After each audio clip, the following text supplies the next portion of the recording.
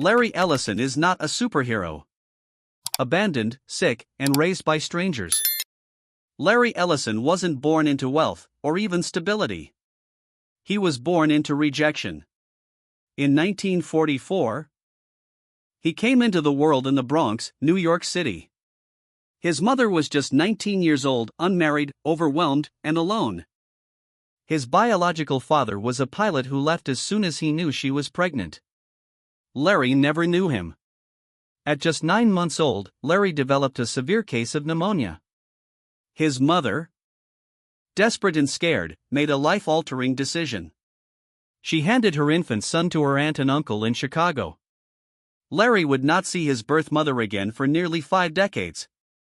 He was raised by his Aunt Lillian, kind, protective, and emotionally supportive. But his adoptive father, Louis Ellison, was the opposite. He was cold, distant, and emotionally harsh. He worked as a government clerk, never earned much, and lost what little he had in bad investments. He told Larry, over and over, "You'll never amount to anything. You're a loser. You're wasting your time." Larry remembered those words. He didn't forget them. He didn't forgive them. But he used them. In school, Larry was intelligent but restless. He had no interest in following rules. No patience for subjects that didn't spark his curiosity. He challenged authority. He pushed boundaries. But behind the rebellion was a boy with something to prove. A boy who had been given away. A boy who was told he was nothing. A boy who decided, one day, they'll all be wrong. Larry didn't have a perfect family. He didn't have money. He didn't even have encouragement. But he had defiance. He had fire. And that would be enough to get started. A young rebel with no direction. As Larry grew older, his defiance didn't fade. It deepened. He wasn't the kind of student teachers praised. He was smart, incredibly smart, but uninterested.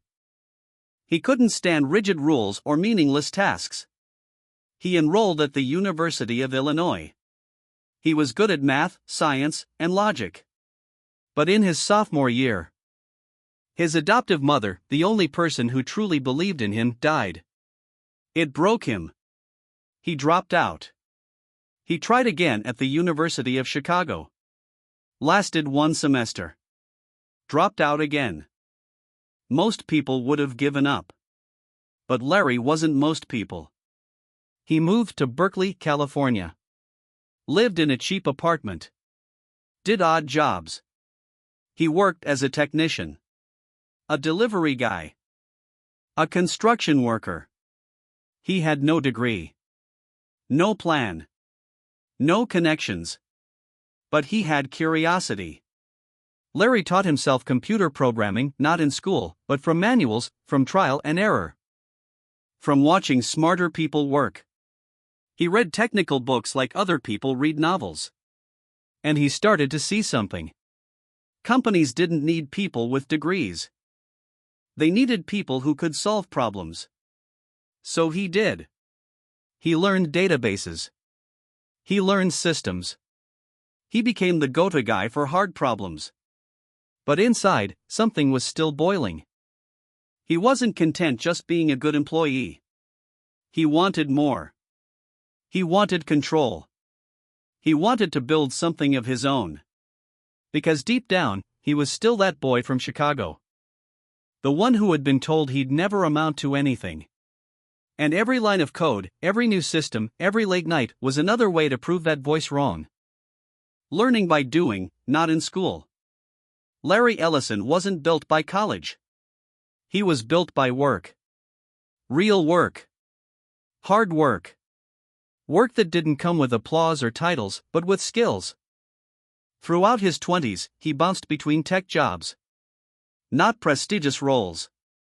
But ones where he could observe, learn, and build.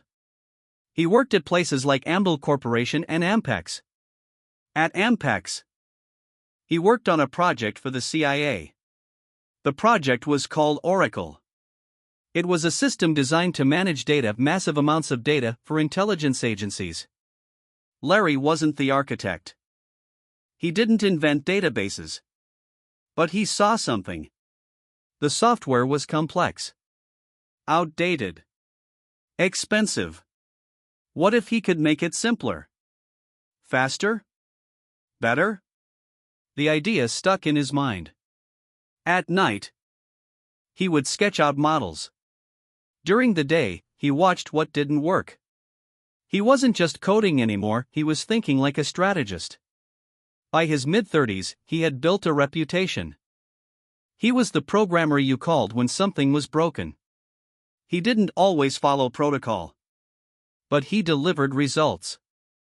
Still, he was frustrated. He worked for people less capable than him. He followed decisions he didn't respect. He hated bureaucracy. He hated being told no. And so, he made a choice. He would stop working for others. He would start something of his own. Even if no one believed in him. Even if he had to build it from scratch. Because he knew something most people didn't. You don't need permission to change the game. You just need the nerve to play it your way.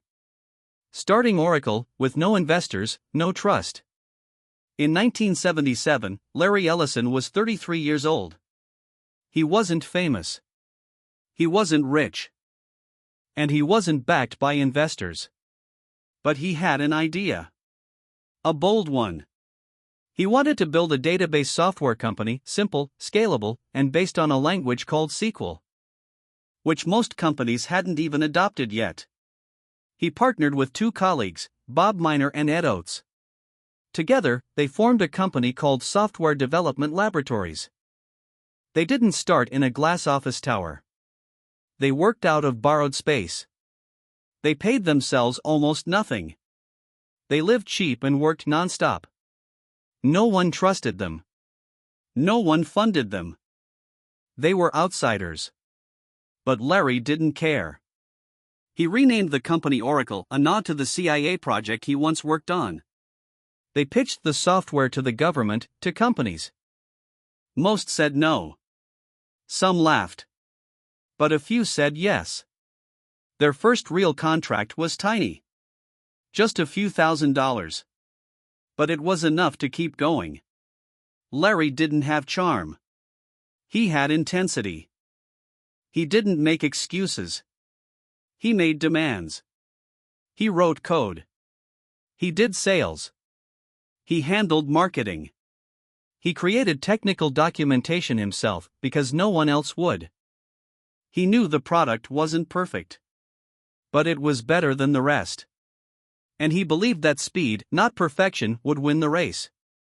Oracle began to grow. Not smoothly. Not quickly. But steadily. And through every pitch, every line of code, every rejection, Larry was building something more powerful than software. He was building belief. In himself. In his vision. In a world where he could prove them all wrong. Risk, crisis, and the edge of collapse. Success brings momentum. But it also brings danger. By the mid-1980s, Oracle was growing fast. Too fast. Larry pushed for aggressive expansion. He believed in speed over safety. In taking markets before competitors could catch up. Revenue soared. Headcount tripled. Oracle opened offices in dozens of cities. But behind the scenes, something was breaking. In an effort to show growth, Oracle began recognizing revenue before contracts were signed. Salespeople pushed deals to close faster. Accounting blurred the lines. It worked for a while. Then reality hit. In 1990, Oracle missed earnings. Badly. Investors panicked. The stock price crashed. The company lost almost half its value overnight. Worse, it was discovered that Oracle had overstated earnings by tens of millions. The company was under investigation. Shareholders filed lawsuits. Cash was running out. Larry Ellison was called reckless. Arrogant. Some said Oracle was finished. But he didn't run. He didn't hide. He faced it. He brought in a new CFO. He fired dozens of top managers. He cut staff. He restructured the entire company. He admitted the mistakes. He took the blame. And then, he rebuilt. It wasn't just a financial crisis. It was a personal turning point. Larry learned what most entrepreneurs learn too late. Growth means nothing without control. Speed is dangerous without discipline. Winning is easy, surviving is the real game. Oracle barely made it. But it did. And from that near-death experience, it came back stronger. Because sometimes, the edge of collapse is the beginning of clarity. Obsession, control, and the rise of Oracle. After surviving near collapse, Larry Ellison changed. Not who he was, but how he led. He became sharper, more disciplined, more demanding. He rebuilt Oracle with a new mindset. Control everything. Master the details. Never let chaos sneak back in. Larry reviewed product demos personally. He grilled engineers in meetings. He made executives defend every dollar they spent. He didn't delegate trust. He earned it and expected others to do the same. This obsession turned Oracle into a machine. While others focused on flashy products, Oracle focused on enterprise clients, governments, banks, corporations. They didn't want trendy software. They wanted systems that worked. Fast, reliable, scalable databases. Oracle delivered. The company developed the first relational database to run on multiple platforms. It became the backbone of global business infrastructure. Larry positioned Oracle not as a product company, but as a mission-critical partner. When IBM became the main rival, Larry didn't flinch. He launched bold ad campaigns. "We will bury IBM. Oracle is the database standard." He backed those words with results. Oracle gained market share year after year. Its software powered airlines, hospitals, militaries. Its reach was global. Its influence undeniable. By the late 1990s, Oracle was one of the most powerful software companies in the world. And Larry Ellison was no longer an outsider. He was a billionaire. A boardroom warrior. A symbol of relentless ambition. But he hadn't changed inside. He was still the kid from Chicago. Still fighting to prove himself. Still refusing to be told what he couldn't do. His obsession wasn't with money. It was with control. Precision. Dominance. And that mindset, no matter how controversial, built an empire. The billionaire pirate, lifestyle and mindset. Larry Ellison didn't just build a software empire. He built a legend. He became known not just for Oracle, but for how he lived. He bought a $100 million yacht. A fighter jet. Several private jets. A Hawaiian island. He dressed like a rock star. Wore leather jackets. Drove fast cars. Dated models and celebrities. To the media, he was a billionaire playboy. Flashy. Arrogant. Untouchable. But behind the flash, there was something deeper. Larry worked 12 to 14 hours a day. He read every major product report. He grilled every VP. He challenged engineers on architecture and performance. Even at the top, he remained hands-on. His wealth didn't make him lazy. It made him more intense. He believed that success was war. That business was combat. That only the strong, the relentless, survived. He said, "You have to act and act now.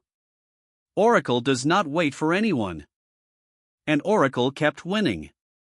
Even as Microsoft rose.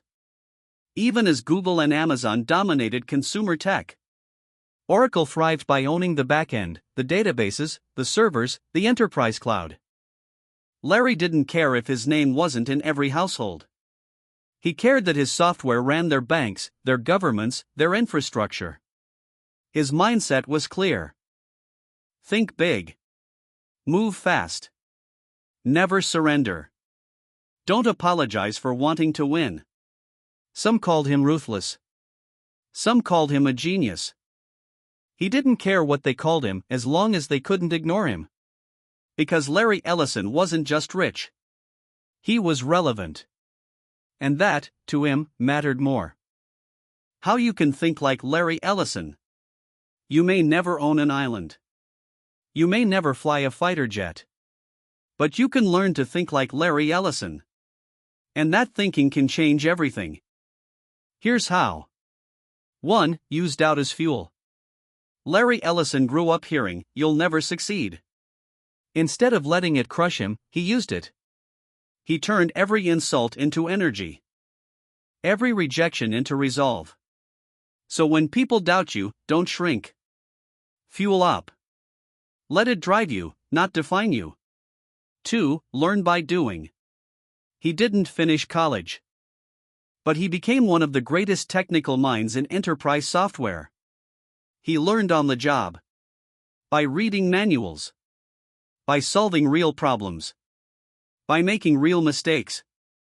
You don't need a perfect resume. You need persistence, curiosity, and action. 3. Don't wait for permission. Larry didn't wait for a company to hire him to build something. He didn't wait for investors to believe in him. He started. With nothing. You don't need someone to say yes. You just need to say it to yourself. 4. Obsess over the product. He didn't just lead Oracle, he lived inside it. He knew the code. The customers. The competitors. That kind of obsession isn't extra. It's essential.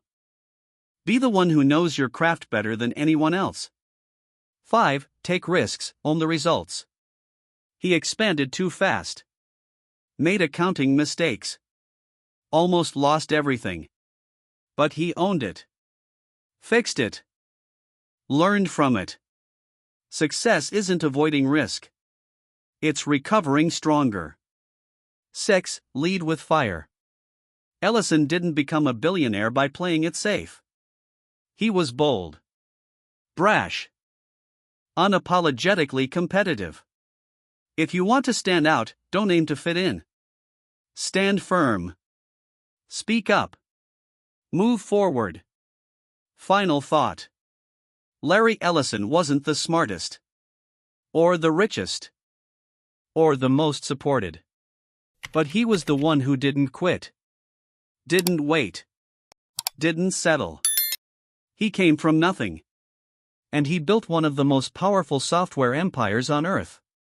So can you. Start with what you have. Ignore the noise. Build with focus. And never, ever back down. And Larry Ellison is not a superhero.